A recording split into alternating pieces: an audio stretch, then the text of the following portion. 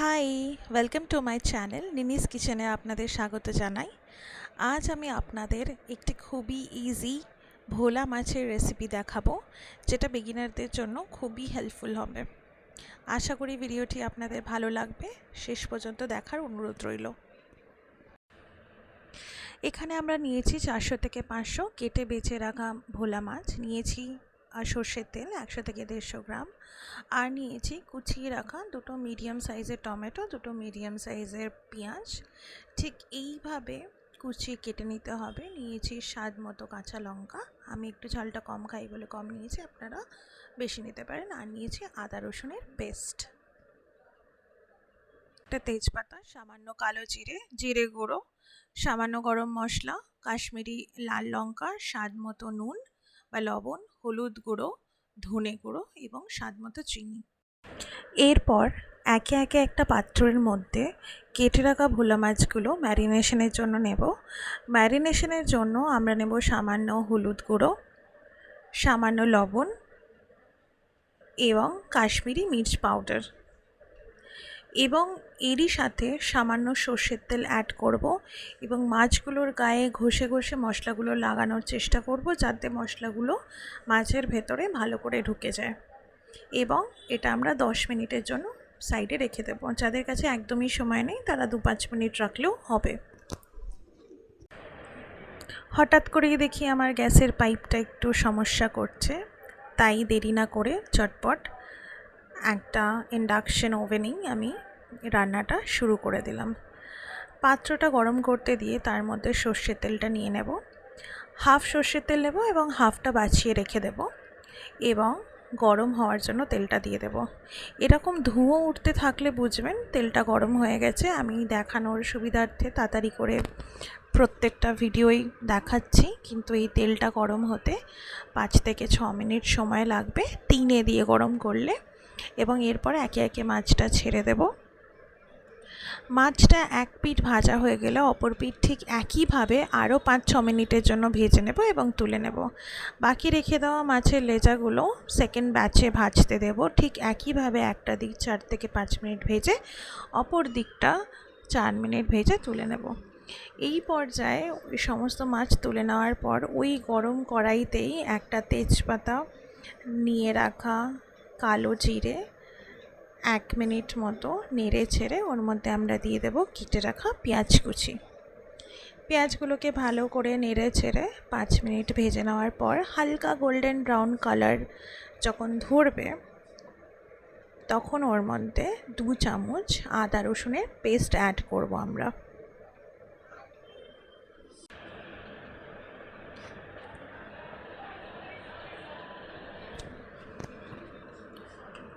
আদা রসুনের পেস্টটা অ্যাড করে ওর সাথেই ওর মধ্যে আরেকটু জল অ্যাড করে দেব। যে পাত্রে আদা রসুনটা রাখা ছিল ওই পাত্রেই সামান্য জল গুলিয়ে এর মধ্যে দিয়ে দেবো, যাতে পেঁয়াজগুলো নিচে ধরে না যায়। 2 থেকে 3 মিনিট নাড়াচাড়া করে একটু ভেজে নিয়ে ওর মধ্যে হলুদ গুঁড়ো, কাশ্মীরি লঙ্কার গুঁড়ো, সামান্য গরম মশলা, জিরে গুঁড়ো এবং ধনে গুঁড়ো দিয়ে দেব।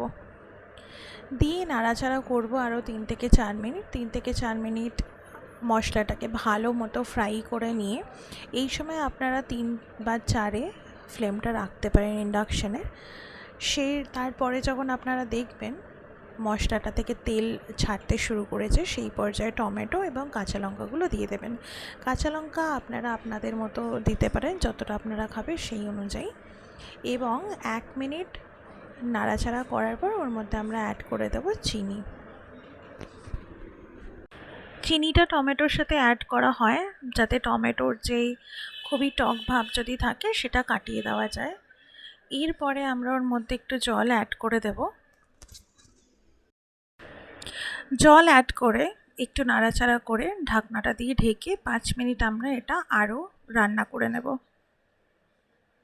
5 মিনিট পর ঢাকনা খুলে আমরা দেখব মশলাটা নিচে লেগে গেছে কিনা। যদি না লেগে গিয়ে যায়, যদি সঠিকভাবে মশলা থেকে তেল ছাড়তে শুরু করে দেয়, সেই পর্যায়ে আমরা মাছগুলো একে একে ওর মধ্যে দিয়ে একটু হালকা নাড়াচাড়া করে নেব। এই সময় আমরা কোনো জল ইউজ করব না, যাতে সঠিকভাবে মশলাগুলো মাছের মধ্যে ঢোকে।